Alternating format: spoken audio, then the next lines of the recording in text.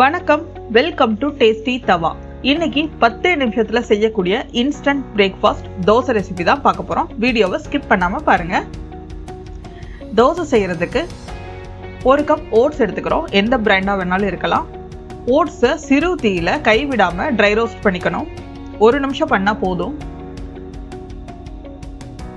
Roast பண்ணதுக்கு அப்புறமா பிளெண்டர்ல போட்டு நல்லா நைஸ் பவுடர் ஆக்கிக்கலாம். இந்த மாதிரி பல்க் அமௌண்ட்ல பண்ணி வச்சிட்டோம்னா நம்ம 5 நிமிஷத்துல இந்த தோசை ரெடி பண்ணிடலாம். இப்போ ஒரு பவுல்ல நம்ம பவுடர் பண்ண ஓட்ஸ் எடுத்துக்கலாம். அது கூட 2 டேபிள் ஸ்பூன் அரிசி மாவு,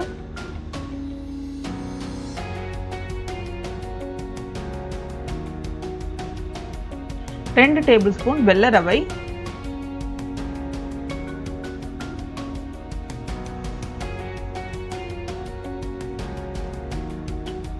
4 டீஸ்பூன் தயிர், ஃப்ரெஷ் தயிராகவும் இருக்கலாம், லேசா புளிப்பா இருந்தாலும் சரி.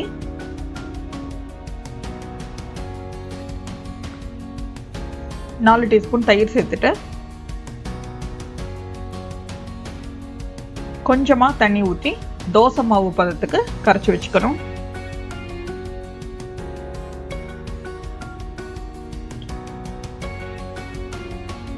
இந்த மாதிரி தோசை மாவு பதத்துக்கு கரைச்சி வச்சுக்கலாம். இப்போ இதுக்கு தேவையான அளவு உப்பு சேர்த்துக்கலாம். 1/2 டீஸ்பூன் உப்பு சரியா இருக்கும். சேர்த்துட்டு நல்லா மிக்ஸ் பண்ணிக்கலாம். இது ஒரு 5 நிமிஷம் செட் ஆகட்டும். அப்படியே வச்சிருவோம். இந்த பதத்துக்கு இருக்கட்டும். 5 மினிட்ஸ் கழிச்சு இது செட் ஆயிடுச்சு. இப்போ ஒரு பெரிய வெங்காயம் பொடியா நறுக்கினது, ஒரு பச்சை மிளகாய் பொடியா நறுக்கினது, 1/2 டீஸ்பூன் இஞ்சி துருவினது,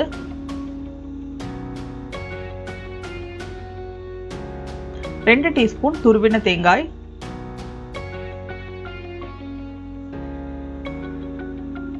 சேர்த்துட்டு மிக்ஸ் பண்ணிக்குவோம். இப்போ கொஞ்சம் மாவு கெட்டியா இருக்கு, அதனால இன்னும் கொஞ்சம் கூட தண்ணி சேர்த்துக்கலாம்.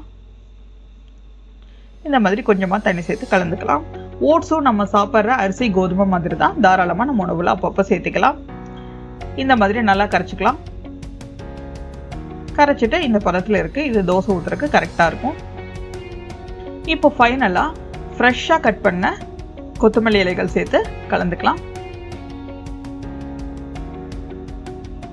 கொத்தமல்லி இலைகள் நல்ல மணமாகவும் டேஸ்டாகவும் இருக்கும். இப்போ தோசைக்கல் நல்லா சூடு பண்ணியிருக்கோம். இந்த ஸ்டேஜில் ஒரு 2 டிராப் ஆயில் ஊற்றி கிரீஸ் பண்ணிக்கலாம். இந்த மாதிரி செஞ்சுட்டோம்னா நம்ம தொடர்ச்சியாக வர தோசை ஒட்டாம வரும்.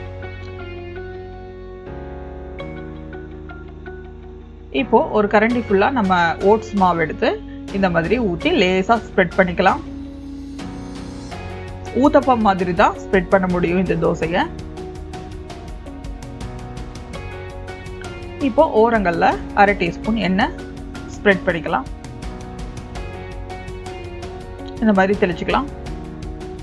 மிதமான தீயிலேயே இந்த தோசை வேகட்டும், அப்போதான் உள்ள வேகும். இந்த தோசை ரொம்ப டேஸ்டா இருக்கும். வெங்காயம் தேங்காய் எல்லாம் போட்டுக்கிறதுனால சாப்பிடும்போது ரொம்ப டேஸ்டா இருக்கும். ஒரு பக்கம் செவந்துருச்சு, திருப்பி போட்டுக்கலாம். இப்போ இதே மாதிரி மிதமான தீயில இன்னொரு பக்கமும் நல்லா செவக்கணும்.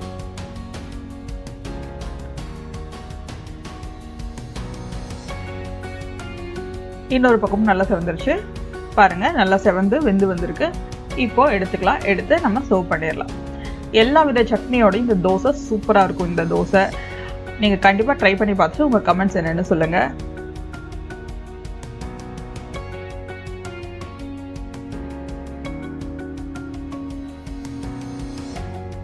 இந்த ரெசிபியை ட்ரை பண்ணி பாருங்கள். பிடிச்சிருந்தா லைக் பண்ணுங்கள், கமெண்ட் பண்ணுங்கள், ஷேர் பண்ணுங்கள், சப்ஸ்கிரைப் பண்ணுங்கள். கூடவே பெல் ஐக்கானையும் கிளிக் பண்ணிடுங்க. தேங்க்ஸ் ஃபார் வாட்சிங்.